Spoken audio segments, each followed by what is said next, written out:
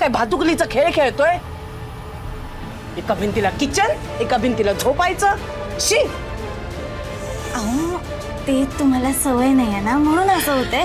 हळूहळू होईल सवय. मला सवय करून घ्यायची नाहीये. हे असं जगायचं नाहीये मला. चहा प्यावा म्हटलं तरी अशक्य होतं इथे. मला ना इथे थांबायचंच नाहीये. सगळं मूर्खपणा चालू आहे. जाऊ द्या ना मालती मॅडम, तुम्ही नका चिडचिड करून घेऊ. बसा बरं इथे, तुम्हाला लागलंय आपण बघू. चला बसा बरं इथे. त्याचा मालच आहे ना इथे बसायला. तूच बस.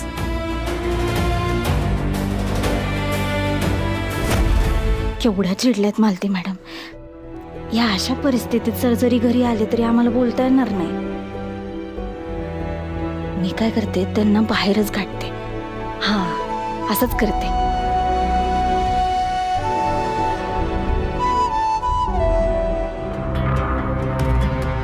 हे घ्या, पाण्याची बाटली भरून द्या. उर्मिला, बघ ना, आज रंगपंचमी. याआधी आपल्या घरात कसे सगळे मिळून रंग खेळायचे ना. याआधी असं कधी झालं नव्हतं ग. मला वाटलं होतं ह्यावेळेस आपलं कुटुंब एक झालंय, पण बघ ना हे काय सगळं होऊन बसलंय. झालं रडून तुमचं? झालं का? फायनली तुमचं रडून झालं असेल ना तर सांगते, ह्या तुमच्या सणांमध्ये मला अजिबात इंटरेस्ट नाहीये. हे काय काय करायचं रंगपंचमीला? एकमेकांच्या मागे धावत एकमेकांना रंग लावायचे. अहो तुम्हाला कसं कळत नाही, त्या रंगांमुळे स्किन डॅमेज होते. आणि तुम्हाला खेळायचंच होतं तर मुलांबरोबर रंग खेळायचं ना. मला ह्या गोष्टींमध्ये अजिबात इन्व्हॉल्व करू नका.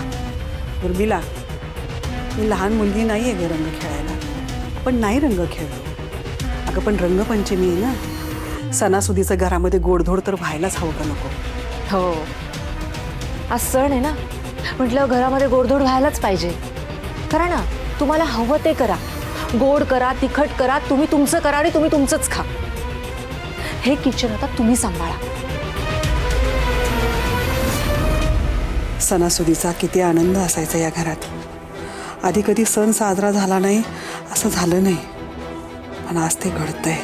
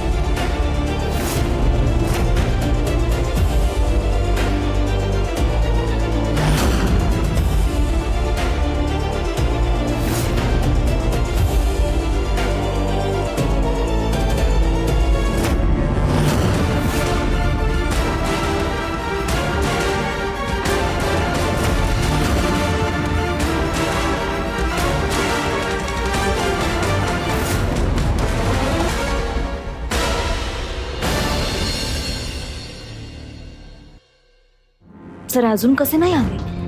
एवढा वेळ का लागलाय त्यांना? सगळे मॅनेजर तर लवकर जातात घरी, तरी अजून नाही आले. ते ठीक असतील ना? त्यांना विक्रांत सरांनी काही केलं तर नसेल, काही बोलले तर नसतील ना? त्या विक्रांत सरांचा ना काही भरोसा नाहीये. राणी, हे बघा, असं काही झालं नसेल, सगळं ठीक असेल. कस भलता सलता विचार करू नकोस तू. येतील सर आता. हा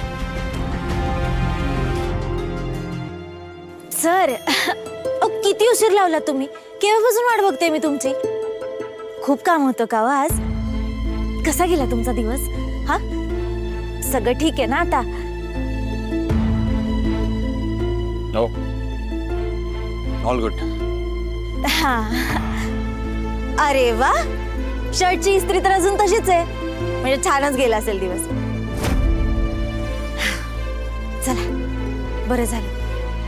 मला ना उगाच खूप टेन्शन आलं होतं. नको नको ते विचार येत होते, पण आता सगळं ठीक आहे ना? मग चांगलं झालं. चला, बरं झालं सगळं आता.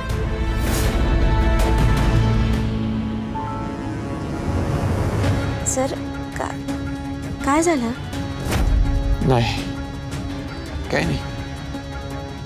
सर, माझ्यापासून काय लपवायचं? काय झालं सांगा बरं खरं खरं. दुसरं काय होणार होतं? जे एक्सपेक्टेड होतं तेच झालं. म्हणजे विक्रांत सर काही बोलले का तुम्हाला? हा, त्यांनी अपमान केला का तुमचा परत? ते कामावर येऊ नको असं वगैरे काही म्हणाले का? काय झालं सर? विक्रांत का एक्सेप्ट करेल? मी फॅक्टरीत कुठल्या तरी मोठ्या पोझिशनवर काम करणार. पण ते बोलले का तुम्हाला काही? त्यांनी काही केलं का तुम्हाला? काय झालंय सर, सांगा ना मला. आणि तू दिलेलं शर्ट नाही घालू शकणार आहे. हा युनिफॉर्म आहे माझा. आपल्याच फॅक्टरीत कामगार म्हणून काम करणार आहे मी.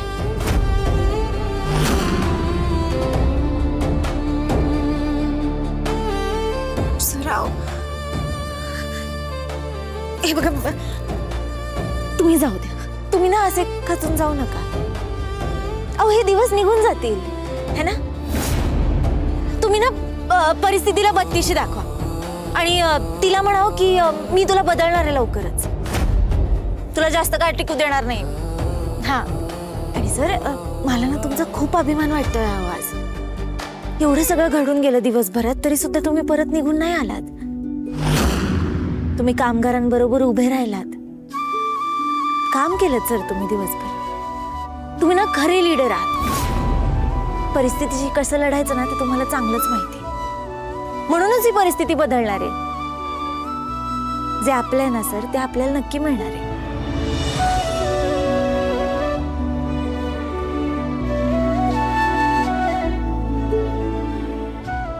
मान्य आहे मला सगळं, आणि मी लढेन.